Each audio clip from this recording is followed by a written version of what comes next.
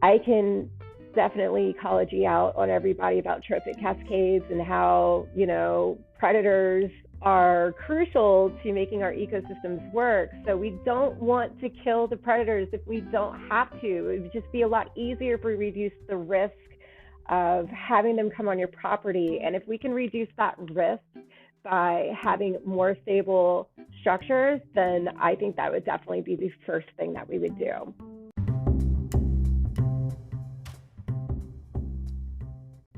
Welcome to Thinking Outside the Soil with your host, Johnny Alfalfaseed, where we get to talk story and touch on topics about hydroponics and the farmers who grow the crops and creatures we need to eat.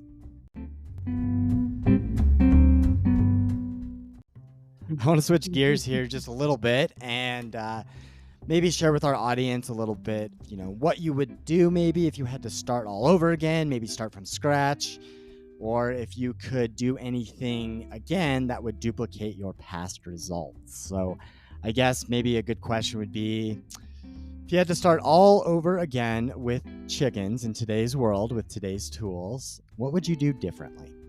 Your audience knows already that we are working on getting a grant and applying until we get it right.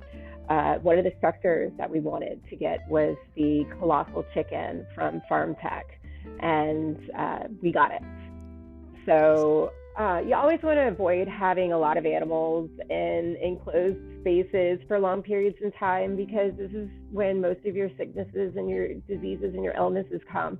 So having this structure getting set up is going to be influential to making sure that, one, it gets the air out, two, it's going to make it a lot easier to clean, and three, it's going to make it easier at night to reduce things like predation. I can definitely ecology out on everybody about trophic cascades and how, predators are crucial to making our ecosystems work. So we don't want to kill the predators if we don't have to. It would just be a lot easier if we reduce the risk of having them come on your property. And if we can reduce that risk by having more stable structures, then I think that would definitely be the first thing that we would do. Because this isn't something that I've personally set up, I can only kind of think about what it is that I would like to do, which is going to be very different to what's going on right now. So we currently are not doing hydroponics, but I would have, if I was there sooner, been doing it a lot longer, especially because we've got a lot of mature chickens at this point that are a couple years old. I would have had them more used to a fodder diet or more fodder in their diets at an earlier age, which just means that as new cohorts come in, we should see an easier transition to it. But my concern is, making sure that the old ladies are also coming in and getting it too, because they're at their peak egg laying time right now. And I really want to make sure that they're getting all the nutrients that they need as they're, going through their egg making and laying processes. I would definitely revision how we do our watering system. What we have works right now, because, we are a very big farm. We're on 5 acres. And waters are sporadically put throughout the farm, and there's like clusters of 3 to 5. I know that a lot of farming watering supplies have these plastic receptacles in the containers, but I would want to change to, maybe something that could refill it more often. I would do like changes of them. I would look into more of that, and obviously I haven't, and I don't know what we have out there, but that's something that I think of. I would have an electric fence set up on the outside perimeter, so that way when the coops do close up at night, we can set the fence on again to help reduce predation. I'm very excited about this chicken because currently we're using metal coops and there's no sunlight that comes into it. But I'm really looking forward to the chicken because it's not that it's metal and it's not translucent. It's just more like this heavy canvas hoop house material. So there will be more light coming in, which is good because during the wintertime, you want as much light as possible. And the more natural light we have reduces the amount of electricity that needs to be used or batteries that need to be used. You're still using energy to light them up. So I think having more light would be good, especially in the winter, because that will help stimulate more egg growth. Nesting materials, there's all sorts of things. I kind of really looking forward to revamping a good portion of it. In addition to making our own egg laying boxes, which again, another inspiration that came off of that grant that we were doing. Yeah, I'm not going to give my secrets away yet, though. Yeah, absolutely. You got to keep those ones close to the chest, those proprietary Just for now. ones. Yeah, absolutely. Until we make it public, right? Working? Yeah. The prototype comes out and we start to get like real good data on if it's a successful like chicken laying box, then I look forward to sharing that with everybody. But until then, just in my little brain thoughts, and there's lots of them exploding right now. So if you were a new chicken farmer, where would you want to focus your first efforts getting started with chickens? You mentioned a lot about infrastructure, and you mentioned a lot about water. You mentioned a lot about predation and looking at the ecology. So let's just say someone comes up to you and says, "Hey, Rachel, I love what you're doing, and I'd love to get into chickens." Well, would start with a consultation with somebody who knows what they're doing. Get a good idea about what you want to do. Are you doing something small scale for you? Are you doing something large scale for selling to restaurants? Or are you going to do something even larger than that and you want to sell to groceries? Depending on what you want to do is going to really depend on what you want your setup to be. So that being said, be real with your limitations, because there's nothing worse than biting off more than you can chew, investing a lot of money into it, and because you have overstepped what you could do and you set your expectations too high too soon, the ultimate end might be failure. And everybody wants to avoid that. Nobody wants to waste money. So I would say start small, and know your season.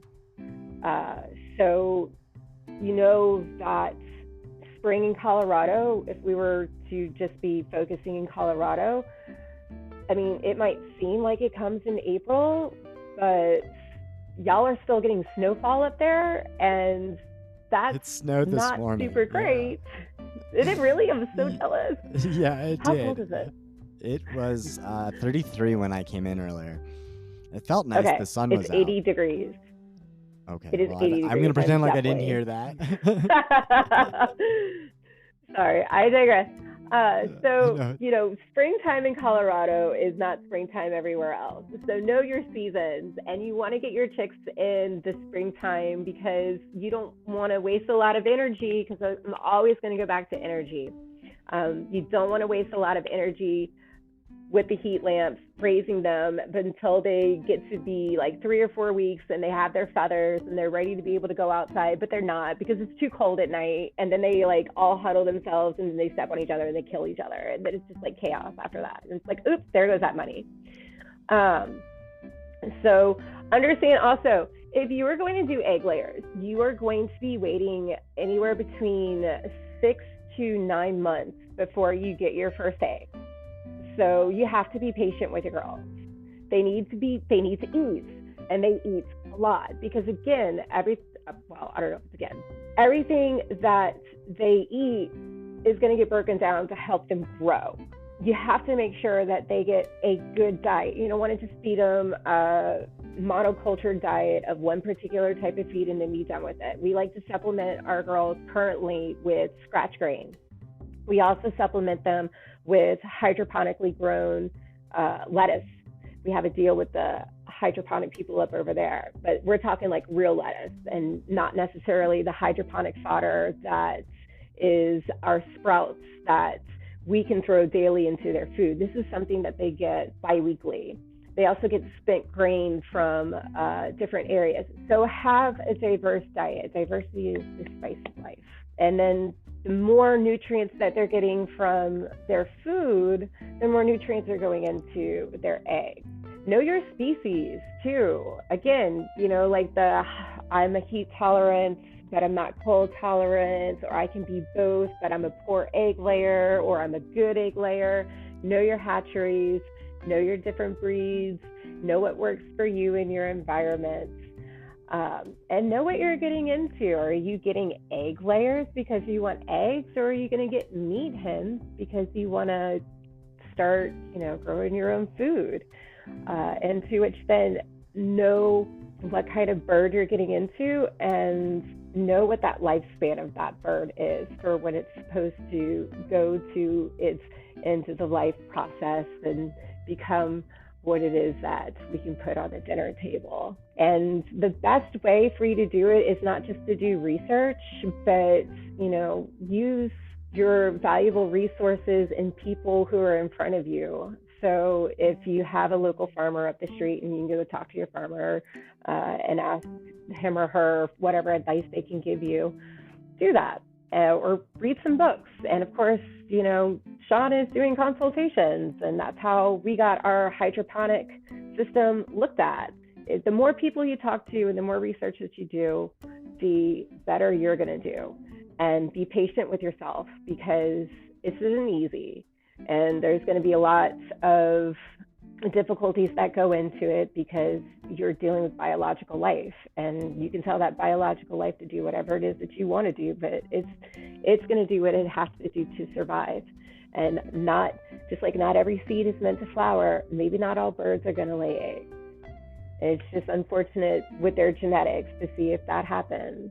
So be patient, don't bite off more than you can chew, do your research, and have a budget.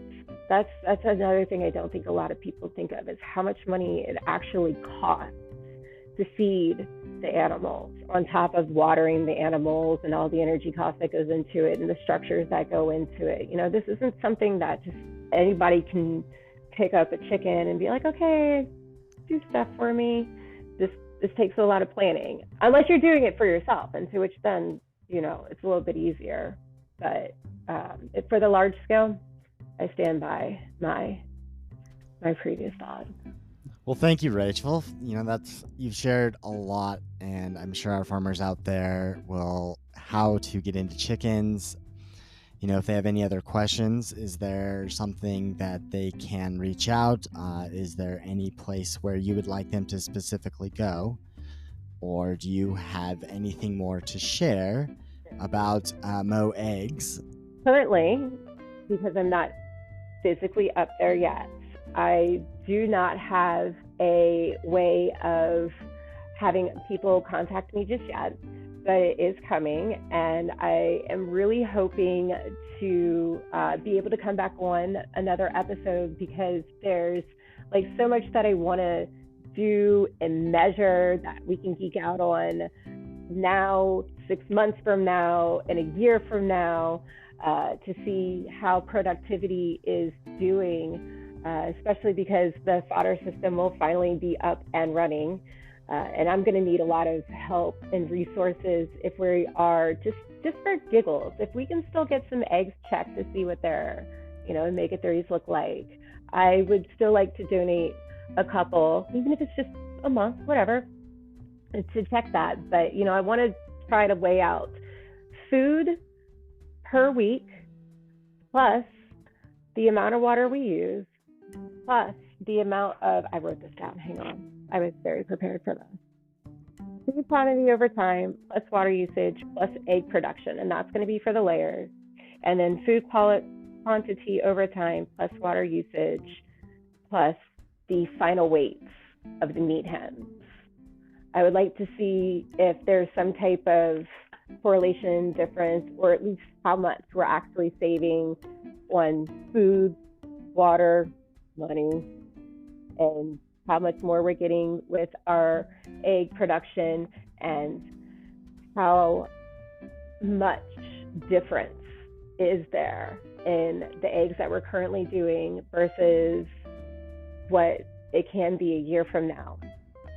And I would like to do the same thing, of course, with the meat hens and have them wait. Do these birds grow faster sooner? Did they grow at the same rate but bigger? Kind of idea. So I have a lot of data that I'm looking forward to collect. And I will say that very soon I will be sharing an Instagram account, so that way if people are interested in seeing what we do and what our farm looks like, at that point, they can always send out an Instagram message to inquire any questions that they might have.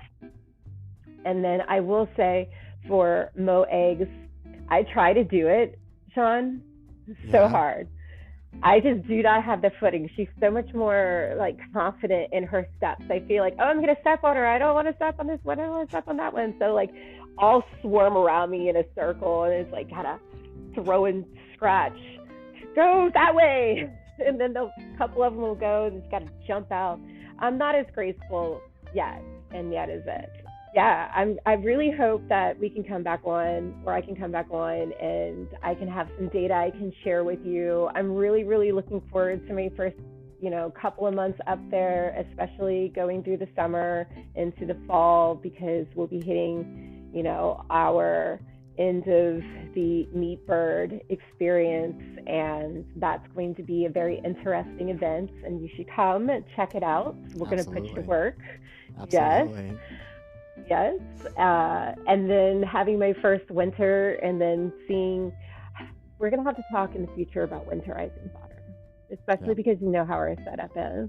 Yeah, absolutely. I'm working on that with another couple myself too, and I think we have some strategies that we can share with farmers as we learn more and more about how this is helping us all become more sustainable, become better poultry farmers, become better stewards of the earth in general. I think that everything you've shared today is so wonderful. Thank you so much for sharing all of your experiences so graciously.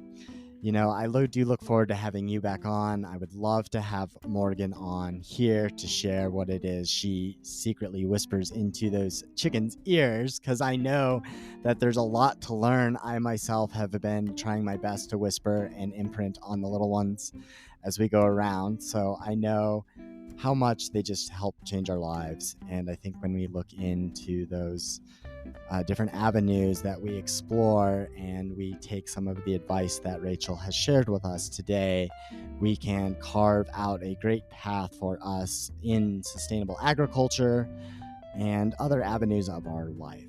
So again, Rachel, thank you so much for sharing everything that you have shared about your experience with aquaculture and hydroponics and chickens. And thank you again for being here on this amazing interview.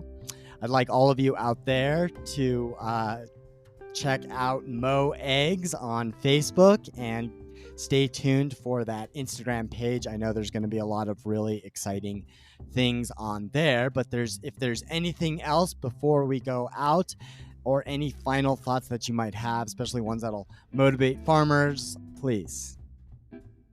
It's a Happy Earth Day. Did you know it's Earth Day? It is Happy Earth Day. It is. What a great way to spend Earth Day, talking about sustainability. Talking about how we can all be better stewards, and absolutely. Yes. I love it. Oh, God, we're nerds. So if you're interested in learning how we are becoming better stewards of the earth, how we're saving water, and how all the efforts that we're doing is improving our livestock and the earth as well, head on over to thinkingoutsidethesoil.com, and you can get yourself a copy of my book so you can join this next agricultural revolution. But I'd like to thank you for joining us today on this interview. Thank you, Rachel. I bid you adieu, and please do join us again on another episode of Thinking Outside the Soil. Take care and have a lovely day. Hey, before you go, check out the links below, and if you'd be so kind as to leave a rating and review and follow the show. For those with feathered friends, don't forget to get yourself some of our Blooming Health Farms Chicken Blend Sprouting Mix. This supplemental mix has been shown to give you some of the best eggs with the yummiest yolks. You'll have happy, healthy hens that abandon the feeder and give you eggs with high levels of vitamin A and omega fatty acids. So don't forget to get yourself some Blooming Health Farms Chicken Blend Sprouting Mix.